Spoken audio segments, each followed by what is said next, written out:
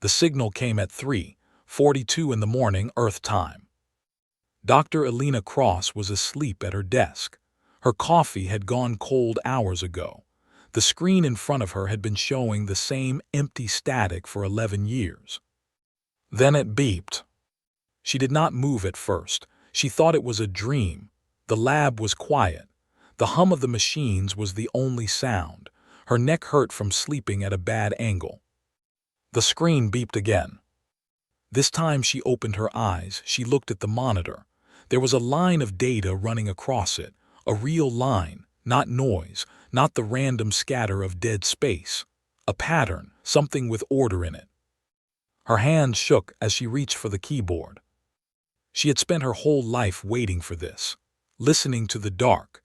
Most people thought she was wasting her time. The funding had almost been cut 3 times. Her own mother had told her to find a real job. And now here it was in the dead hours of the night with no one around to see it but her. A message from the stars. She ran the pattern through the decoder. The machine worked for 9 minutes. She did not breathe much during those 9 minutes. She just watched the little wheel spin on the screen and chewed the skin off her bottom lip. When the wheel stopped, the screen showed 2 words. "We see you." Alina stared at the words for a long time. Then she laughed. It was not a happy laugh. It was the kind of laugh that comes out when a person does not know what else to do with their body. She picked up the phone and called the only number that mattered now. By noon, the whole world knew. You could not keep something like that quiet. The story leaked within the hour, and after that there was no stopping it. Every news channel ran the same 3 words across the bottom of the screen. "We see you." People stood in the streets and looked up at the sky in the middle of the day as if they might be able to see whoever was watching them. The governments of Earth pretended they had everything under control. They did not. Behind closed doors there was shouting and panic and people throwing chairs. No one had a plan for this. There had never needed to be a plan for this because deep down nobody had really believed the day would come. But it had come. And the message kept arriving, every day a little more. The aliens were not shy. They told humanity who they were. They called themselves the Conquered, a union of many worlds, hundreds of species bound together under one set of laws. They had been watching Earth for a long time. They had seen the radio waves leak out into space. They had heard the music and the news broadcasts and the laughter and the screaming. They knew what humans were. And they had decided humanity was not ready. That was the part that stung. The Conquered was polite about it. They did not threaten. They did not demand. They simply explained in their calm and careful way that Earth was a young world full of violent and unstable creatures, and that the galaxy was a delicate thing, and that humans would have to wait. Wait for what exactly, they did not say. There were rules, they explained. A young species could not simply join the galaxy. It had to be approved. It had to prove itself. It had to show that it could be trusted with the great open dark and everything that lived in it. The Conquered had a process, a long one. It could take 1,000 years, perhaps more. Until then, Earth was to stay home. The Conquered drew a line, a border. They placed it just past the orbit of the moon. Beyond that line, humanity was not welcome. They even sent ships to watch it, 3 of them. Long gray shapes that hung in the black sky and never moved. You could see them at night if you knew where to look. Most people did not look. It was too frightening. The message was simple. You may build, you may dream, you may grow, but you will not leave. Not yet, not for a long, long time. The galaxy had spoken. And humanity, for once, said nothing back. Captain Marcus Vega stood at the window of the orbital station and looked at one of the gray ships through a telescope. He was 46 years old. He had spent 20 of those years flying. First fighter craft, back when there were still wars worth fighting on the ground. Then the early space vessels, the clumsy ones that shook so hard during launch you thought your teeth would fall out. He had been the 3rd human ever to walk on Mars. He had a scar on his left hand from a coolant leak that should have killed him. He did not talk about that day. The gray ship filled the lens. It was beautiful in an ugly way. Smooth, featureless. No windows, no markings, nothing that told you anything about the minds that built it. It just sat there, patient as a stone, and watched.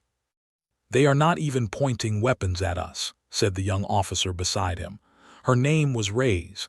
She was 26 and angry about everything, which Marcus thought was probably the correct way to be at 26.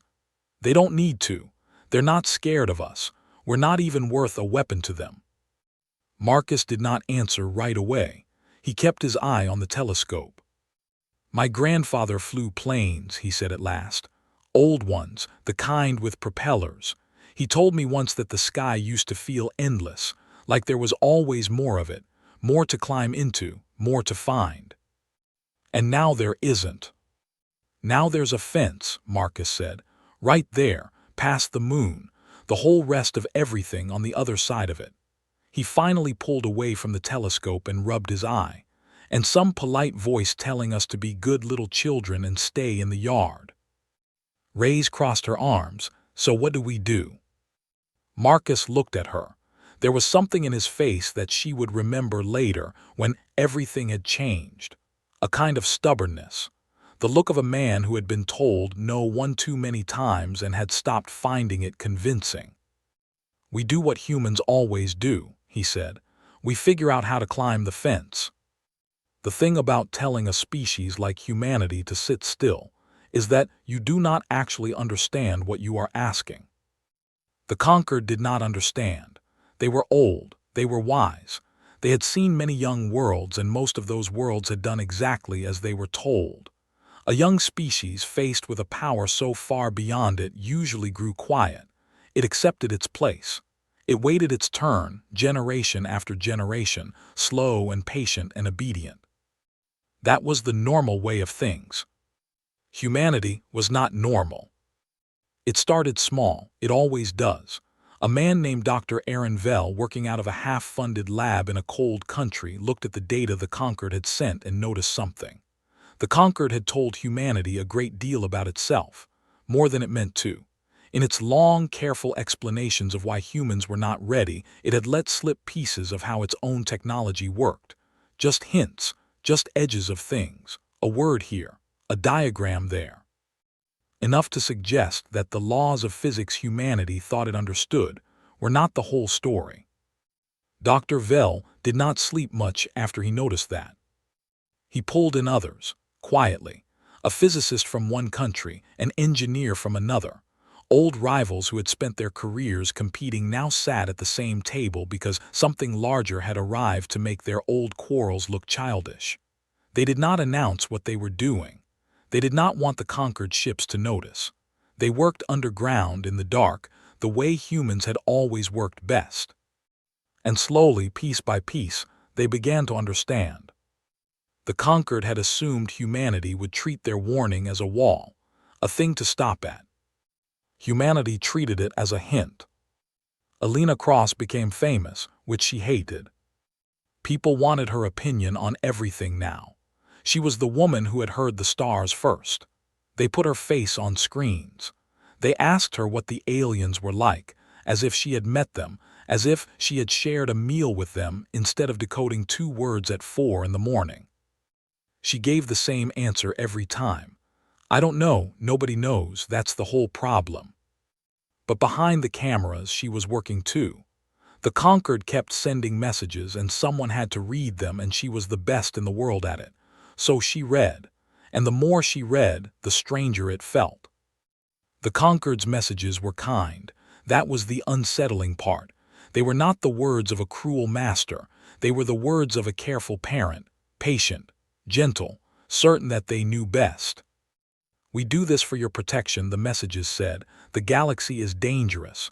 Young species who rush out into it do not survive. We have seen it many times. The grief of those losses lives in us still. We will not watch it happen to you. Stay. Grow. When you are ready, we will welcome you with open arms. Trust us." Alina read those words again and again. And she could not decide if they were the most beautiful thing she had ever read, or the most insulting. She brought it up with the council once, in one of the long, boring meetings where powerful people argued about things they did not understand. She stood up, which she was not supposed to do, and she said it plainly. "They think we're children," she said, "and maybe they're right, maybe we are, but here's the thing nobody in this room wants to say out loud." She looked around at all of them. "Children grow up." The room went quiet. "They grow up," she said again. "And one day they look at the people who told them to stay in their room, and they realize those people were never as big as they seemed." She sat down. Nobody clapped, but a few of them did not forget what she said either. The first test was a disaster. Dr. Vell and his hidden team had built something. They were not even sure what to call it. A drive of some kind. A way to fold the space in front of a ship so that the ship did not so much travel through the distance as step over it. The math said it would work. The math had said a lot of things. They tested it on a small unmanned probe, far out past Mars where the conquered ships could not see well. The probe vanished. It did not jump, it did not fold space. It simply stopped existing all at once with a flash of light that the instruments could barely capture. There one moment, gone the next. No wreckage, no signal, nothing. The team sat in silence for a long time after that. "We killed it," Reyes said. She had joined the project by then. Marcus had pulled her in. "We just turned it into light." "We learned something," Vell said quietly. "We learned how to delete a probe." "No," Vell was staring at the data and there was a strange light in his eyes. "We learned the drive works. It folded the space. The problem isn't the folding. The problem is that the probe couldn't survive the fold. It came apart. But the fold itself," he pointed at the screen at a curve of numbers that meant nothing to anyone but him. "The fold was perfect. We did the impossible thing. We just did it to something too weak to come out the other side." He looked up at them. "We don't need a better drive," he said. "We need a better ship." Up in orbit, on the gray vessels of the Conquered, something stirred. The Watchers had noticed the flash. They were patient, but they were not blind. A small light far out past the fourth planet, there and gone, with a signature in it that did not match any human technology they had on file. The Watchers were not worried. Not yet. Young species did strange things. They built things that exploded. It was part of growing. The Conquered had seen 10,000 such flashes across 10,000 worlds, and almost all of them came to nothing. But the Watchers made a note of it. They sent the note home, across the great dark, to the Council of the Conquered that sat among the old stars and made the slow decisions that shaped the galaxy. The note said, in the careful language of beings who had watched many young worlds, "The humans are testing something, probably nothing. We will continue to observe." The Council read the note and was not concerned. They had told the humans to wait. The humans would wait. They always did. The Council went back to its slow and ancient business, and did not think about the small blue world again for some time. That was the first mistake. There would be others. Marcus Vega could not sleep that night. He stood again at the window of the station and looked at the gray ships hanging in the dark. Reyes found him there. "Vell thinks we can do it," she said. "A ship that survives the fold. He thinks it's just engineering now. Just time and money and people." "He's right," Marcus said. "You sound sure." "I am sure." Marcus did not look away from the window. "Do you know why the Conquered thinks we'll wait, really wait, 1,000 years? Reyes shook her head. "Because that's what every other species did," Marcus said. "They told us so, in their messages. Every young world they ever found they put behind a fence, and every young world stayed behind it, patient, grateful even. They think that's the law of nature. They think it's just how young things behave." He finally turned and looked at her. "But they've never met anything like us. They don't know what we are. They think we're the same as all the others, just a little younger." "And we're not." Marcus smiled. It was not a kind smile. It was the smile of a man who had been told to stay in the yard his whole life and had spent that whole life learning to climb. We're the species that put a flag on a frozen rock because someone said we couldn't get there, he said. We're the ones who crossed oceans in boats made of trees because the other side might have something good on it. We don't wait, Rays. We never have. We just keep going until something stops us. He turned back to the window. The gray ships hung there, silent and certain. And nothing stopped us yet, he said. Far below them, the blue world turned slowly in the dark, full of 7 billion people who had just been told to be patient. It was not in their nature. The galaxy was about to find that out. It took them 11 years to build the first ship that came back. That was not a long time. Not really. Not for what they did. But it felt like forever to the people who lived through it, because every day of those years was a day spent in secret, looking over their shoulders, hiding the truth from the gray ships in the sky and from most of their own people too. The world had changed in those years. Humanity had stopped fighting itself mostly. It is hard to keep up old hatreds when a larger thing has arrived to make you feel small. The borders between nations grew quiet. The old armies turned their work toward the sky. Money that used to be spent on killing each other was spent instead on the one project that mattered now, even though most people did not know it existed. They called the project the Long Climb. Dr. Aaron Vell ran the science of it. He was an old man by then. His hands shook and he forgot small things, but he never forgot the numbers. The numbers lived in him like a second heartbeat. Marcus Vega ran the flying of it. He was old too, but he refused to let anyone else take the first ship out. He had earned it, he said. He had been looking at that fence in the sky for over a decade. He was going to be the one who climbed it. And Rays ran the people. She was not young and angry anymore. She was middle-aged and angry, which is a far more dangerous thing. She had become the one who held the whole project together, who knew where every piece was and every person stood, who could look a frightened engineer in the eye and make them believe again. The three of them stood in the launch bay on the morning of the first true test and looked at the ship they had built. It did not look like much. It was small, plain, a blunt gray shape not so different from the conquered ships which had not been an accident. They had studied those ships for years through every telescope they had, and they had borrowed what they could understand. The ship had no name yet, just a number. They called it Climb 1. It's ugly, Ray said. It's beautiful, said Vel. It's both, said Marcus. That's how you know it's ours. Climb 1 folded space at 9:14 in the morning. It did not vanish in a flash this time. That was the whole point. The years of work, the failed probes, the equations rewritten 10,000 times, all of it came down to this single question. Could a thing pass through the fold and come out whole on the other side? The ship was unmanned for this test. They were not fools, but it carried a full set of instruments and a camera and a recording of a child singing, which had been Vel's idea and which nobody argued with. The fold opened. A ripple in the dark, a bending of the stars behind it. Climb 1 slid into the ripple, and then it was gone, not destroyed, just somewhere else, 2 billion kilometers away in the blink of an eye, out past the orbit of the 7th planet. For 9 seconds there was nothing. Then the signal came back. The ship was whole. The instruments worked. The camera showed the rings of a distant world, close up, in a place no human machine had ever been.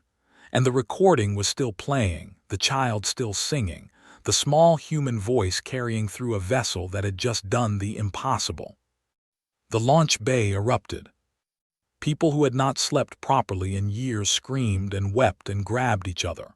Rays put her face in her hands. Vel sat down very slowly, as if his legs had stopped working, and stared at the screen with tears running down the deep lines of his face.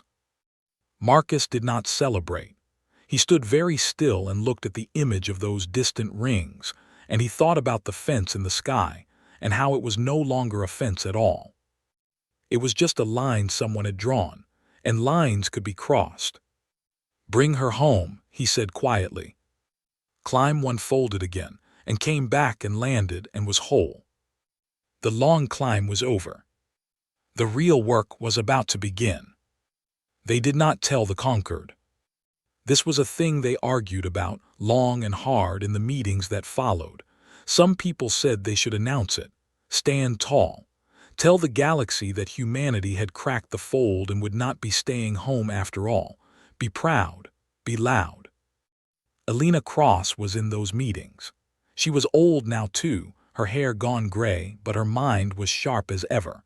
And the others still listened when she spoke, because she was the one who had heard the stars first. "No," she said, "we don't tell them." "Why not?" someone asked. "We did it, we earned it, let them see what we are." "Because they told us we couldn't," Alina said. "And the moment we show them we can, they'll have to decide what to do about it. Right now they're not paying attention. Right now they think we're a quiet little world waiting our turn. The day they learn the truth is the day they start to worry, and I don't know what a worried conquered does. Neither do you. Nobody in this room does." She looked around at all of them. "So we don't find out until we're ready. We build, quietly. We make ourselves strong enough that, when they finally notice, it's too late for them to do anything but talk." The room was silent. "How strong is strong enough?" Marcus asked. Alina looked at him. The two of them had known each other for almost 40 years now, since the early days, since before any of this. "Strong enough that they can't put us back behind the fence," she said. "Strong enough that when they look at us they see something they have to respect. Not a child, an equal," she paused, "or something they're afraid of. One of the two. I'd prefer the first, but I'll take the second." So humanity built in secret, and it built fast. One ship became 10. 10 became 100. The factories that had once made cars and planes now made vessels that could fold the dark, and they made them in places the conquered ships could not see, on the far side of the moon, in the deep belt of rocks past Mars, in stations hidden inside hollowed-out asteroids. And the ships got better. That was the part the conquered would never have believed. Humanity did not just copy the fold drive once and stop. It improved it. Every new ship was faster than the last. Every new design fixed some flaw the engineers had found in the one before. The humans treated their own technology the way they treated everything, as a thing to be argued with, broken apart, and rebuilt better. Within 5 years of Climb 1, humanity had ships that could fold halfway across the solar system in a single jump. Within 10, they had ships that could leave the solar system entirely and come back the same day. And they were learning other things too. The fold drive had been the door, but once that door was open, all sorts of other things came pouring through. Materials science, energy, ways of healing the body, ways of building machines that could think a little, just enough to be useful, never enough to be dangerous. The conquered, in trying to explain why humanity was not ready, had handed humanity the very tools it needed to become ready in a fraction of the time the conquered thought possible. The conquered had a process that took 1,000 years. Humanity was going to do it in 50. But it was not all victory. It never is. There were deaths. The fold was forgiving, but it was not perfect, and not every test came home. There were ships that went out and never returned, crews of brave people who folded into the dark and were simply gone, with no wreckage and no answers. Each loss was a wound. Each one was mourned. There was a wall at the main station now, a long gray wall, and on it were the names of everyone who had gone out and not come back. The wall grew longer every year. Reyes read the names sometimes, alone, late at night. She had known many of them. She had recruited some of them herself, had looked them in the eye and asked them to risk everything, and they had said yes, and now their names were on a wall. "Was it worth it?" she asked Marcus once, standing in front of that wall. He stood beside her, and read the names too. "Ask them," he said, "not me. Ask the people on this wall. Every one of them volunteered. Every one of them knew the risk. Every one of them looked at that fence in the sky and decided they'd rather die climbing it than live behind it." He put his hand flat against the cold metal over a name near the top. "This one, Lieutenant Park. You know what she said to me before her last flight?" Reyes shook her head. She said my grandmother lived her whole life being told where she could and couldn't go, and she said I am not going to die having been told the same thing. Marcus's voice was rough. She didn't come back, but she died on the right side of that choice. They all did. Reyes looked at the wall for a long moment. Yeah, she said quietly, it was worth it. Aaron Vell died in his sleep at the age of 81. He had lived to see the fleet grow to 1,000 ships. He had lived to see humans walk on worlds around other stars, in secret, planting no flags, taking no ground, just looking, just learning, just proving to themselves that they could. He had lived to see the thing he started in a half-funded lab become the largest project in the history of his species. He had not lived to see the conquered find out. That was the one thing he had wanted. He told Marcus so, near the end, in the hospital room with the machines beeping softly around him. I wanted to see their faces, the old man said. His voice was very thin. When they realize, when they look at us and understand what we did while they weren't watching, I wanted to see that. You will, Marcus said, though they both knew it was not true. You'll see it, hang on. Vell smiled, he knew. No, he said, but you will, you'll see it for me, and when you do, he stopped to breathe. When you do, I want you to think of me, and I want you to think one thing. What's that? The old man's eyes were bright, even at the end, even with everything failing. We were never the children, he said. We just let them think we were. He closed his eyes. The machines kept beeping for a while, and then they stopped. They named the next ship after him, the Aaron Vell. It was the largest vessel humanity had ever built, a great gray shape that dwarfed everything around it, and when it folded out into the dark for its first flight, the whole station watched, and many of them wept because the old man would have loved to see it, and he could not. But his name was on the hull, and the hull would go places he had only dreamed of. That was something. The conquered noticed eventually. Of course they did. It was not the ships that gave it away. The humans had hidden those well. It was something smaller. A trader from a distant conquered world, passing through a far system on lawful business, saw something he should not have seen.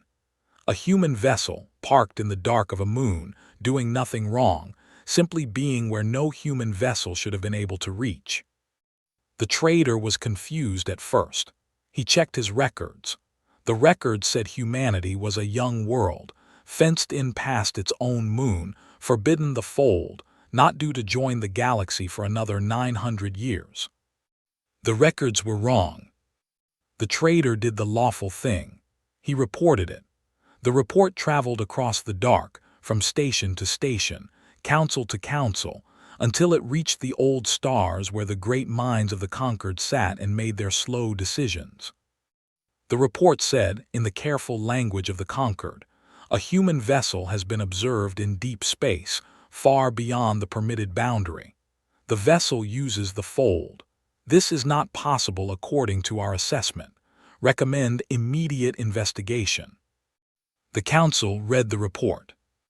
For the first time in a very long time, the council was surprised.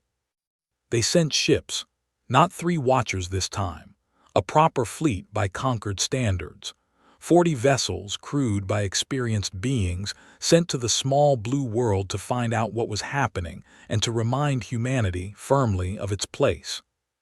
The fleet folded toward Earth, certain of what it would find. A frightened young species caught breaking the rules, ready to apologize and obey. That is not what they found. Marcus Vega was an old man when the conquered fleet arrived. He was nearly 90. He should have retired years ago. He had refused. He had said he would step down the day the conquered came back and not one day before. The conquered came back on a cold morning in early spring. 40 gray ships folded into the space past the moon, where the old fence had been, and arranged themselves in a careful formation, and waited for the humans to notice them and grow afraid. The humans noticed. They were not afraid. Marcus stood on the command deck of the main station and watched the conquered fleet appear on the great screen, 40 cold shapes against the stars. Ray stood beside him. She was old too now. Alina Cross was there as well, the three of them together, the last of the ones who had been there at the start, who had heard the first message and chosen not to obey it. 40 ships, Ray said. Is that supposed to scare us? It would have, Marcus said. Once, 11 years ago, 40 conquered ships would have ended us. He looked at the screen, at the cold gray fleet, certain and patient and completely unaware of what was about to happen to its understanding of the galaxy. But that was a long time ago. We were children then. He almost smiled. We grew up. Alina stepped forward. The Conquered was sending a message. The same calm, careful, patient voice as always, the voice of a parent disappointed in a child, explaining gently that rules had been broken and order would now be restored. Alina listened to it, the woman who had heard the stars first, hearing them again, all these years later. Then she turned to Marcus. They still think we're going to apologize, she said. I know, said Marcus. What do we tell them? Marcus Vega looked at the screen one last time, at the fence that was no longer a fence, at the galaxy that was about to learn, all at once, in a single morning, exactly what humanity had been building in the dark while no one was watching. He thought of Aaron Vell, who had wanted to see this and could not. He thought of the long gray wall of names. He thought of a lieutenant named Park who had died, rather than be told where she could go. Tell them, he said quietly, to look behind them. Rays pressed the command. And out of the dark all around the conquered fleet, the legends began to appear. They came out of the fold without a sound, because in space there is no sound, and somehow that made it worse. One moment the conquered fleet hung alone in the dark past the moon, 40 gray ships in their careful formation, certain of their place at the top of the galaxy. The next moment they were not alone. Ships appeared all around them. Not 3, not 40, hundreds. They folded into being in perfect rings, layer upon layer, surrounding the conquered fleet on every side, above and below and all around, so that wherever the conquered vessels turned their sensors, they saw human ships looking back. And these were not the blunt little vessels of the early days. These were something else. Great sweeping shapes, larger than anything the Conquered had brought, built not just to travel but to be seen, to be understood at a glance as the work of a species that had decided it would not be small any longer. They caught the light of the distant sun and threw it back, and for a moment the dark past the moon was not dark at all. It glittered. It blazed. A fleet of legends materialized. The galaxy could only watch. On the command deck of the lead Conquered vessel, the being in charge did not understand what it was seeing. Its name, in the language of its people, was a long string of sounds that meant roughly the steady one, or the one who does not rush. It had served the Conquered for 900 of Earth's years. It had overseen the gentle correction of a dozen young worlds, had watched a dozen frightened species apologize and obey, had never once in all that time seen anything it did not expect. It was seeing something it did not expect now. Report, it said, in the calm voice the Conquered prized above all things. The reports came back and none of them made sense. The human ships outnumbered the Conquered fleet by 10 to 1. The human ships were larger. The human ships used the fold, which was impossible, and they used it better than the Conquered did, which was more impossible still. The sensors could not even read all of them. Some of the human vessels were made of materials the Conquered had no name for. This is not possible, said the steady one. Humanity is a young world. The assessment was clear. 900 more years before they are ready for the fold. The assessment, said one of its officers carefully, appears to have been wrong. The steady one was quiet for a long moment. It had spent its whole long life believing in the assessment, in the process, in the slow and certain order of the galaxy, where young worlds waited their turn and old worlds guided them, gently, wisely, never cruelly. That order had felt as solid as the stars themselves. And now, in a single morning, the order had cracked. Open a channel to them, the steady one said at last. Let us speak to them. There has been some mistake. We will explain. They will understand. The channel opened. And for the first time, the conquered heard humanity speak back. Marcus Vega's face appeared on the conquered screen. An old man. They could see that even across the gulf between their species. Lined face, white hair, hands that had begun to shake. To the conquered who lived for thousands of years, he looked impossibly fragile, a thing that would break if you touched it wrong. But his eyes were not fragile. His eyes were steady as stone. I am Marcus Vega, he said. I speak for Earth. I have been waiting a long time to say that to you. The steady one composed itself. It fell back on the words it knew, the calm and careful words that had brought a dozen young worlds to heal. Captain Vega, it said, we come in peace as we always have. We see that you have made great progress. This is to be celebrated, but you have broken the boundary we set and used technology you were not yet meant to hold. We understand the eagerness of the young. We do not blame you, but you must understand that there are rules, ancient rules, made to protect not only the galaxy but yourselves. We must ask you to stand down your ships, return within your boundary, and allow us to guide you properly through the process, as we have guided so many before you. This is for your protection. Trust us. It was a good speech. It had worked a dozen times before. Marcus Vega listened to all of it. He did not interrupt. When the steady one had finished, the old man was quiet for a moment, and then he did something the conquered did not expect. He smiled. Trust you, he said. You know that word's come up a lot over the years. Every message you ever sent us, trust us. Wait, be patient, we know best. He leaned forward a little toward the screen. I want to tell you something. The first message you ever sent us 50 years ago, my friend Alina decoded it. 2 words, we see you. Do you remember that? The steady one did not answer. It did not know where this was going. We see you, Marcus said again softly. That's what you told us. And you know what? You were right. You did see us. You saw a young, violent, frightened little world and you decided it had to be managed, kept small, kept safe, kept behind a fence until it learned to behave. His voice hardened. But here's the thing you got wrong. You saw us, but you never once tried to understand us. He spread his hands, and on the screen behind him, the great fleet of human ships glittered in the dark. You told us to wait 1,000 years, Marcus said. We did it in 50. You told us we weren't ready for the fold. We didn't just learn it, we made it better than yours. You drew a line past our moon and told us not to cross it. He shook his head slowly. We didn't just cross it. We crossed the whole galaxy and came back and you never even noticed. We've stood on worlds you've never named. We've seen stars you forgot existed.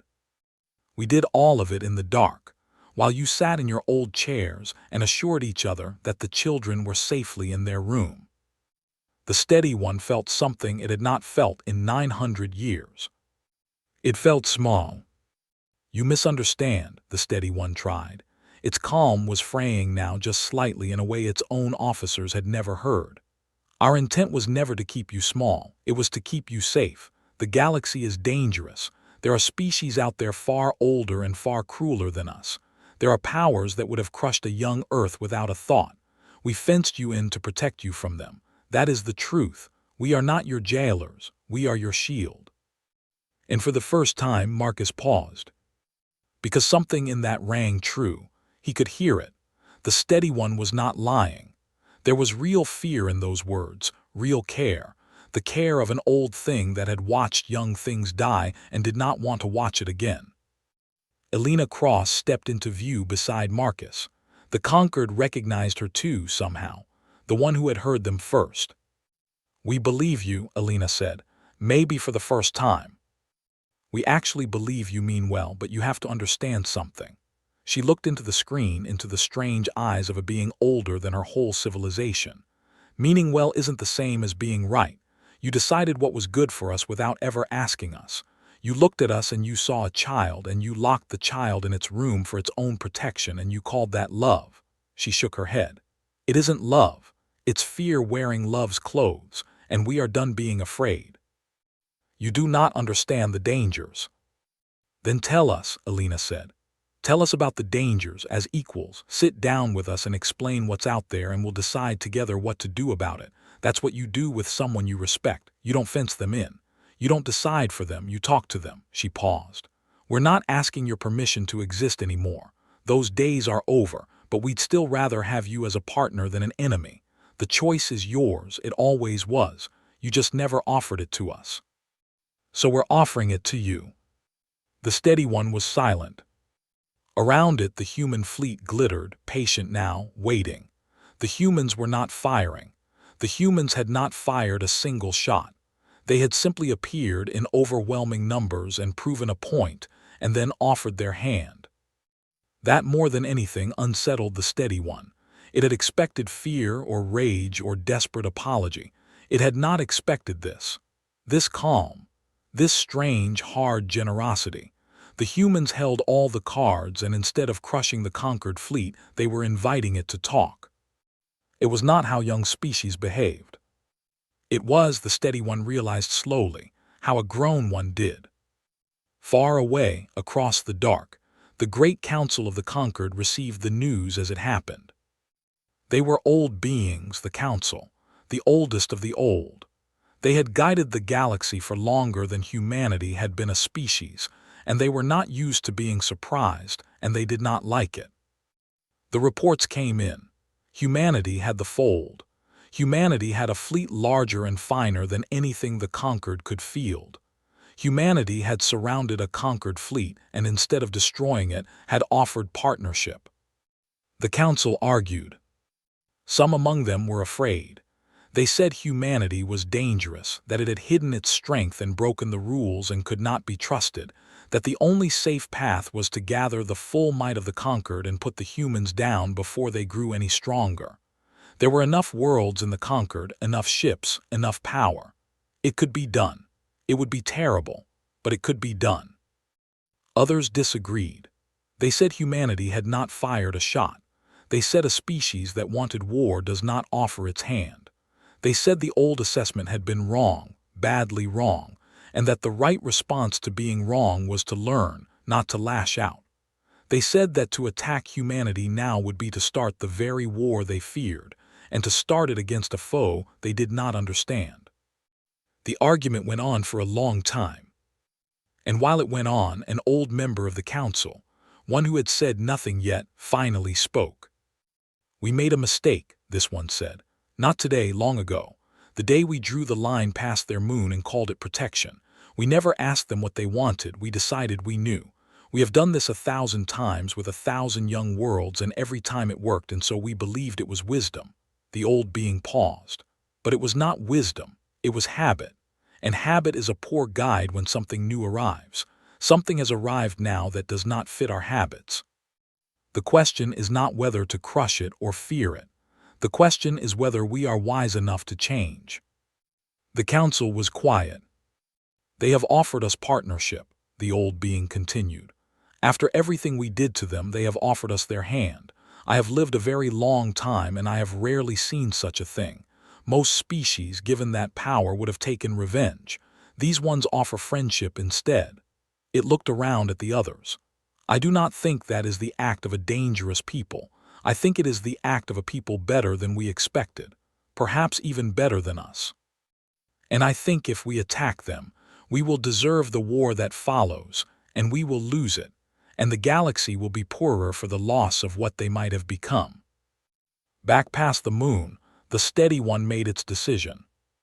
It was not authorized to make it. The council had not yet spoken.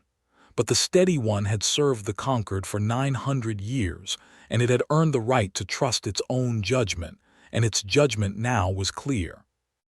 Captain Vega, it said, Alina Cross, I have heard you. I will be honest with you in a way my people are not always honest even with ourselves. It paused. We were wrong about you. I do not yet know how wrong or in how many ways, but I know that we were. And I know that you have shown us a mercy we did not earn. You could have destroyed this fleet. You chose to speak instead. That choice will not be forgotten. On the human side, Marcus and Alina waited. I cannot speak for all the conquered, the steady one said. That is for the council, and the council is old and slow and afraid, but I can speak for this fleet and for myself, and I say this. It drew itself up in whatever way its strange body could. We came here to put you back behind your fence. We will not do that. We came here to remind you of your place. Instead, you have reminded us of ours. We are not the masters of this galaxy. We never were. We were only the ones who got there first. It paused again. And now you have arrived. And the galaxy is larger than it was this morning and stranger, and I find that I am not afraid of that. I find that I am glad of it. It extended something, a gesture, an opening of its limbs that, across the gulf between species, somehow meant the same thing a handshake meant. Let us talk, the steady one said. As equals, as you asked, let us begin again. Marcus Vega looked at the strange old being on the screen, the representative of a power that had once held his entire species in the palm of its hand, now reaching out across the dark in something like respect. He thought of Aaron Vell, who had wanted to see this face, who would have given anything to see this exact moment. He should be here, Marcus said quietly to Alina. He is, she said. His name's on the biggest ship out there. He's watching, trust me. Marcus turned back to the screen. Yes, he said to the steady one, let's begin again. And the galaxy, which had only been able to watch, began at last to understand that everything had changed and would never change back, and that the small blue world it had once locked in its room had grown up while it was not looking, and had come out into the dark not with fists, but with an open hand. That was the most surprising thing of all. The conquered had been ready for a young species that wanted to conquer. It had not been ready for a young species that wanted to belong. Peace is harder than war. Anyone who has lived through both will tell you so. War is simple. There is an enemy and you fight them and one side wins. Peace has no clean shape. Peace means sitting in rooms with people who once wished you harm and finding a way to live with them and doing it again the next day and the next, for the rest of your life.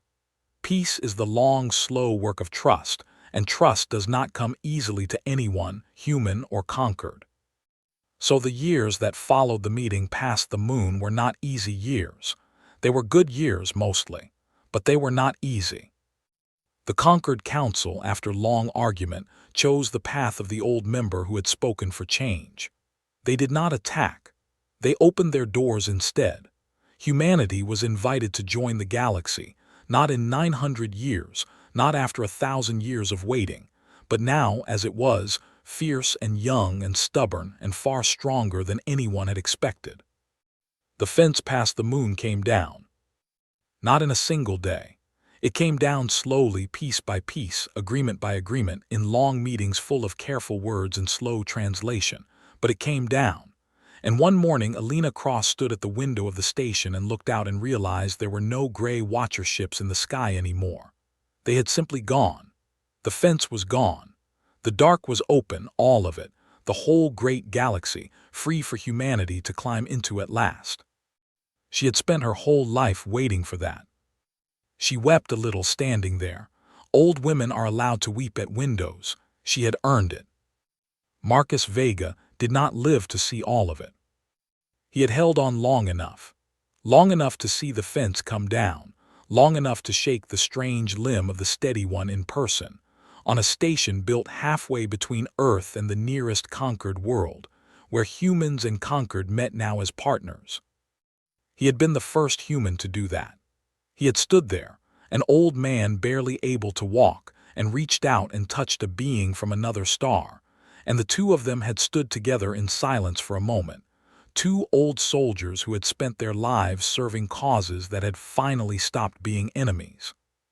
He died not long after, peacefully in his sleep, the way Aaron Vell had, the way the lucky ones do. They gave him a hero's farewell.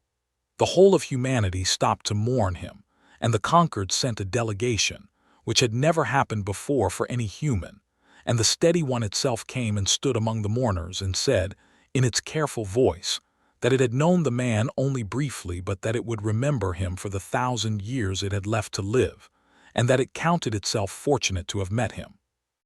They named a star after him, a real star far out in the dark, one that humans had reached in the early days and that had no name in any language until then.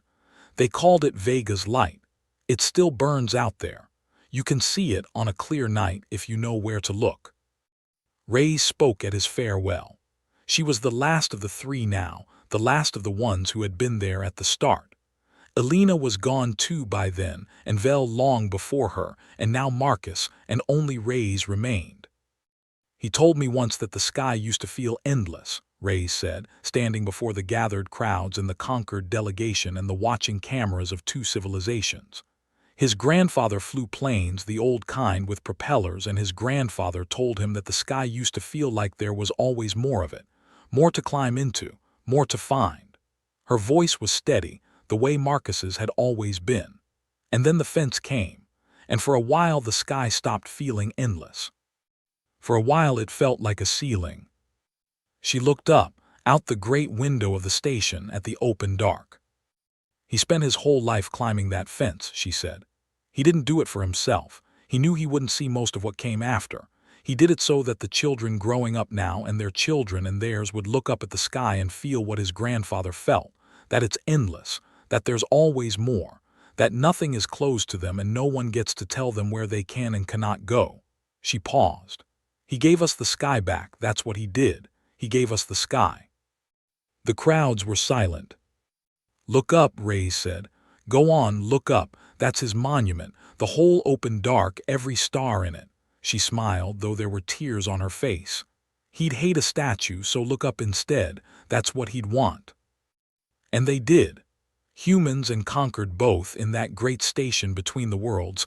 They looked up at the open sky, and somewhere out in it, a star called Vega's light burned on. The galaxy changed after humanity joined it.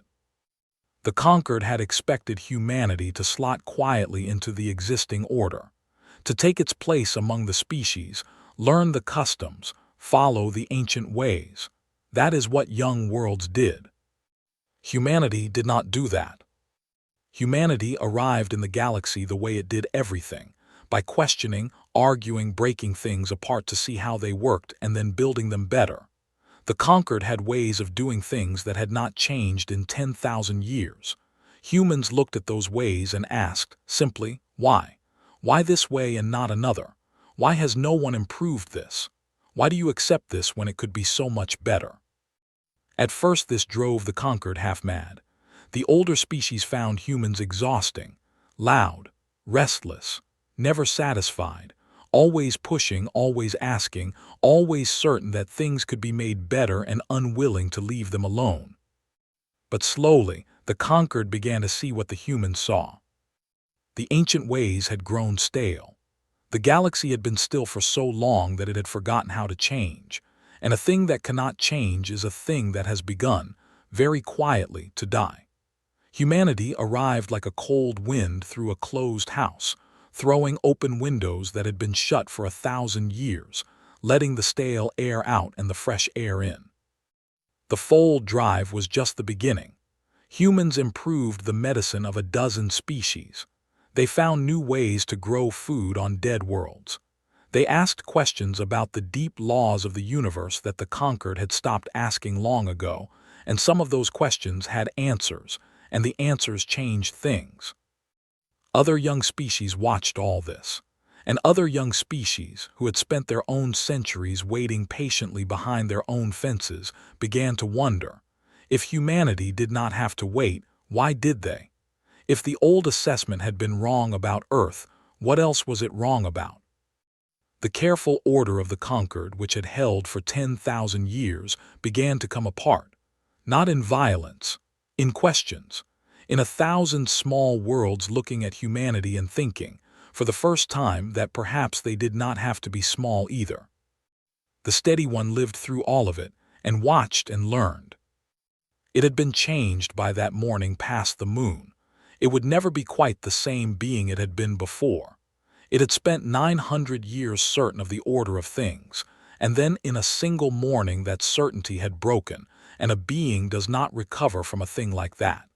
It does not want to. In the years that followed, the the steady one became the great friend of humanity within the conquered. It spoke for them in the council. It argued their case when others grew afraid of how fast they changed things. It was the one, more than any other, who held the long peace together through the hard early years when it could so easily have fallen apart. Rays worked closely with it.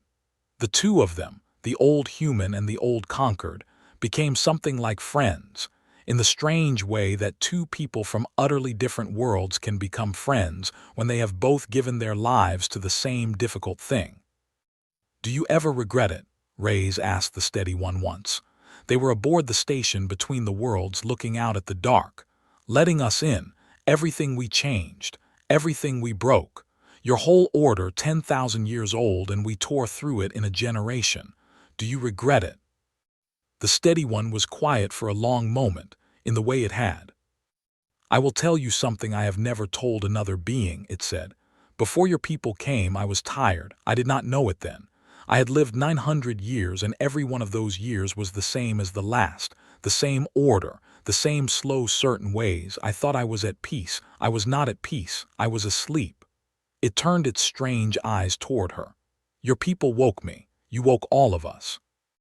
You came in loud and restless and impossible, and you would not let us sleep, and at first I hated you for it." It paused.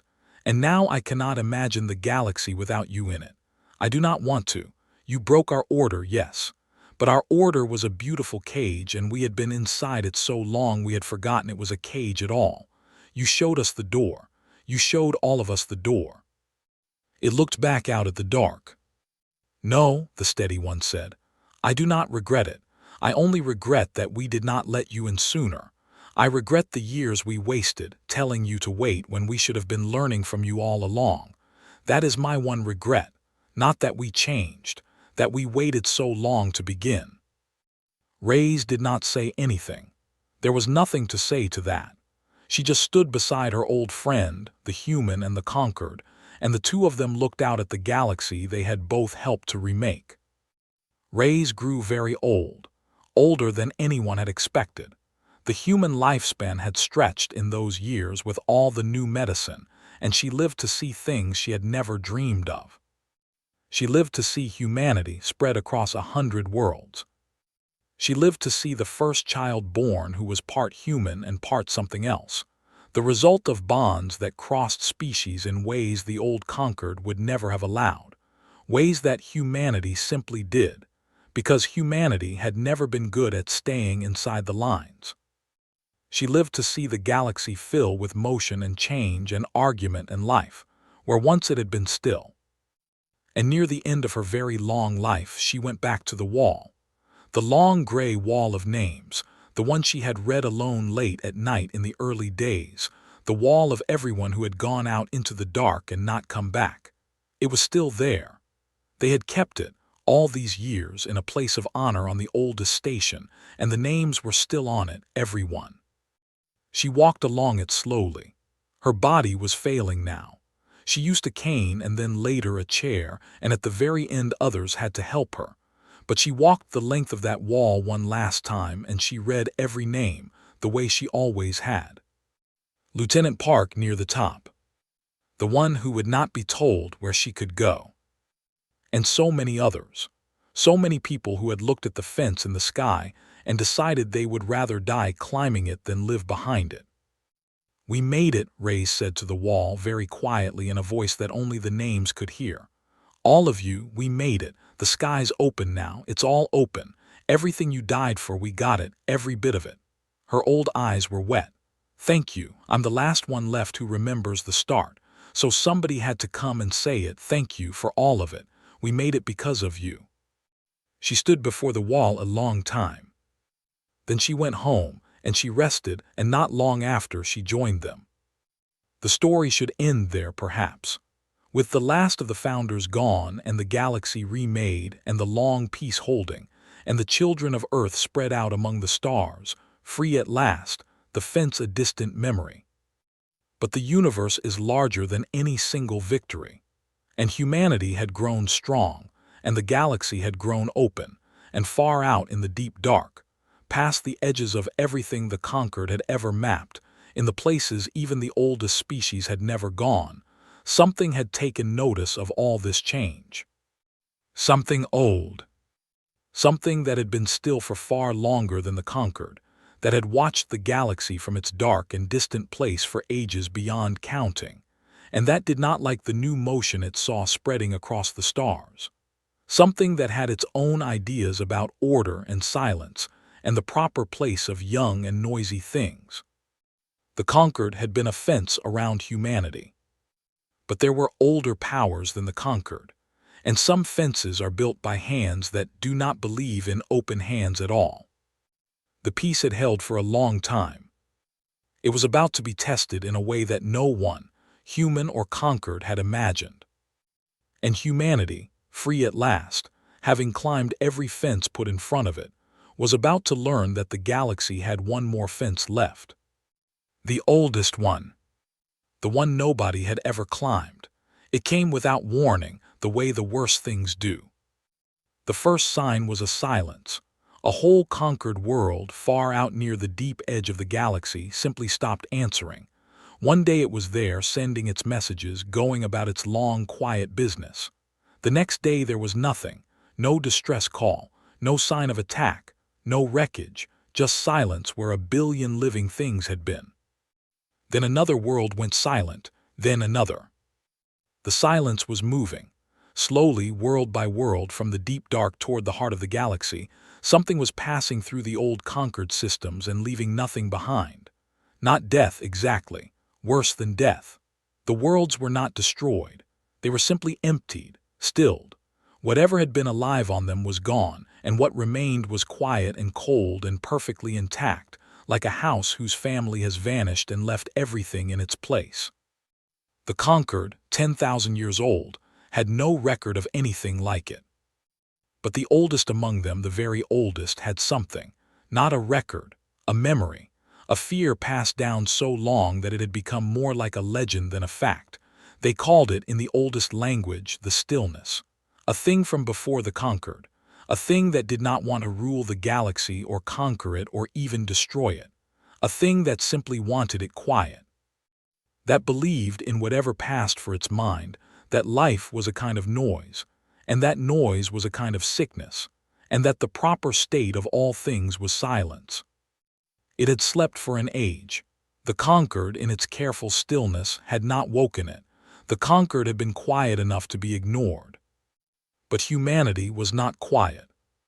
Humanity had filled the galaxy with motion and change and argument and song, and the stillness had felt it, far out in its dark, the way a sleeper feels a light turned on, and it had woken, and it was coming to put out the light. The galaxy that faced this was not the galaxy of the old days. That was the thing the stillness did not understand, as it came inward through the dark. It expected the conquered it remembered.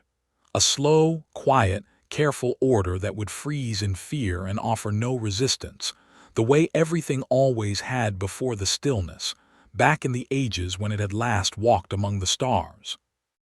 It did not expect humanity. The humans, when they understood what was happening, did not freeze. They did what they always did. They got angry, and then they got to work. The descendant who led them now was a woman named Captain Tomas Reyes Park. And yes, the names were not an accident. She carried both of them, the woman who had held the project together and the lieutenant who would not be told where she could go, because in the long human way the families and the legends had braided together over the generations until the founders lived on in the names of those who came after. She had grown up on a station between the worlds. She had conquered friends before she had human ones. She was a child of the open galaxy, the very thing humanity had fought to build, and she had never once in her life seen a fence in the sky. She did not intend to start now.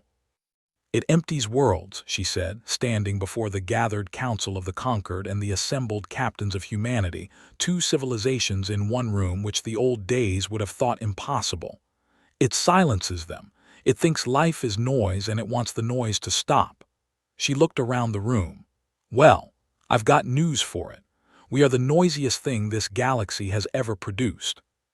We are the loudest, most stubborn, most impossible species that ever crawled up out of the mud and refused to be told to be quiet. A few of the humans almost smiled. The conquered did not smile, but some of them felt something close to it. So it picked the wrong galaxy to come and silence, Ray's Park said, because we are not going to be quiet, not for it, not for anything. We climbed every fence this galaxy ever put in front of us, and now there's one more, the oldest one, the one nobody ever climbed. Her voice rang through the room. And we are going to climb that one too, or we are going to die so loud that the silence never forgets we were here. They built a fleet, the greatest the galaxy had ever seen. Not just human ships now. The conquered built alongside them, and the dozen young species who had followed humanity out from behind their own fences, and the old species too, the proud ancient ones who had once looked down on humanity and now stood beside it, because the stillness threatened all of them equally, and a common enemy has a way of erasing old quarrels. Humanity, who had learned the fold in 50 years, taught the others everything it knew. The whole galaxy pooled its knowledge openly, without secrets, in a way that 10,000 years of conquered caution had never allowed. And the building went faster than anything had ever gone, because, for the first time, the whole galaxy was building together, every species adding what it knew, every old technique improved by 100 new minds asking why. The stillness had counted on a quiet, frightened galaxy that would freeze and fall one world at a time. Instead, it found a galaxy on fire with purpose, loud, united, refusing to die quietly, and at the heart of it, driving it, refusing to let it slow down or lose hope, were the humans who had spent their entire history being told to be smaller and had simply never agreed to it. They met the stillness at the edge of a dying star, where it had paused to empty a cluster of conquered worlds. It was vast, larger than anything they had imagined. Not a ship, not a fleet, but a kind of darkness, a spreading quiet that moved through space like ink through water, and where it passed, the noise of life simply stopped. The combined fleet of the galaxy arrayed itself against it. And the steady one was there. It had lived so long now that it was ancient even by conquered standards, older than anyone, the last living being who remembered the morning past the moon when humanity had first shown the galaxy what it was. It had refused to stay behind. It commanded one of the great ships, the oldest of the human-built vessels, the one that still, after all these years, bore the name on its hull. The Vel. The battle was long and it was terrible, and it cannot be told in full here. There is not space, there are not words. But it can be said that the galaxy did not freeze. It can be said that world after world that the stillness reached for found that world defended, found ships waiting, found the noise of life fighting back instead of falling quiet. It can be said that the humans were everywhere, in the thick of it, loud and reckless and brilliant, throwing themselves into the dark again and again, dying by the thousands and refusing to stop. Because they had been dying to climb fences for their whole history, and they were not about to quit now. It can be said that the old wall of names grew longer than it had ever been. And it can be said that the stillness, for the first time in its endless existence, encountered something it could not silence. It did not understand. It had silenced 1,000 galaxies across the long ages. It had never met a thing that, when reached for, reached back. That when faced with silence, sang louder. That when shown its own death, looked at that death and said, "Not yet, and not here, and not us." The humans had a word for it. An old word from the early days, from the very beginning. They had carried it across all the centuries, through all the change, and they spoke it now as they threw themselves into the dark against the oldest enemy the galaxy had ever known. "We see you." The first words humanity ever heard from the stars. The conquered had said them long ago as a warning, as a way of saying, "We are watching you, stay small." And humanity had taken those words and carried them and made them their own, and now they spoke them back to the dark, to the stillness, to the silence that wanted to swallow everything. "We see you, and we are not afraid, and we will not be quiet." In the end, It was the steady one who found the way through. 900 years of certainty, broken by humanity one morning past the moon, and then 900 more years of learning from the loud and restless creatures it had once tried to cage. All of it came together in the steady one in that final hour. It understood the stillness because it had once been a little like the stillness. It had once believed in quiet and order and the proper place of things.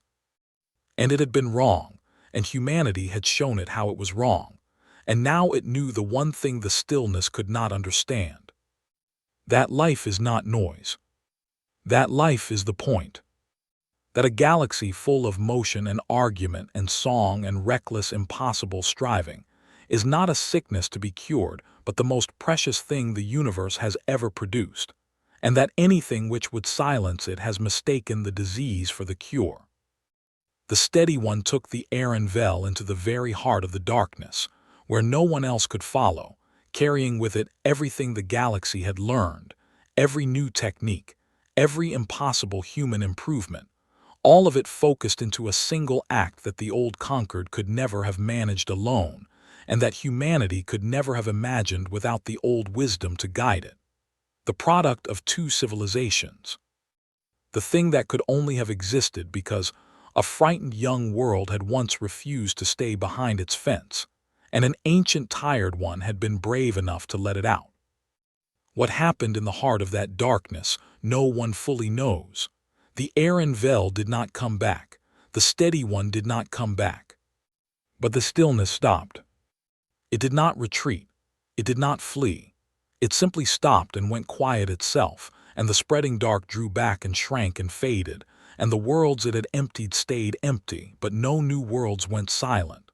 Whatever the steady one did in the heart of that thing, it ended it. It cost the oldest friend humanity ever had, and it cost a ship with an old man's name on it, but it ended. The galaxy lived. The noise went on. They built a new wall after. Not just for humans now. A wall for everyone who had died, every species, all the names braided together the way the founders' names had braided together long ago. It was the longest wall ever built, and near the very top of it in the place of honor were two names side by side. The Aaron Vel. And beside it, in the careful flowing script of the conquered, the long string of sounds that meant the steady one, the one who does not rush, translated for the humans into three words they understood. The friend who waited.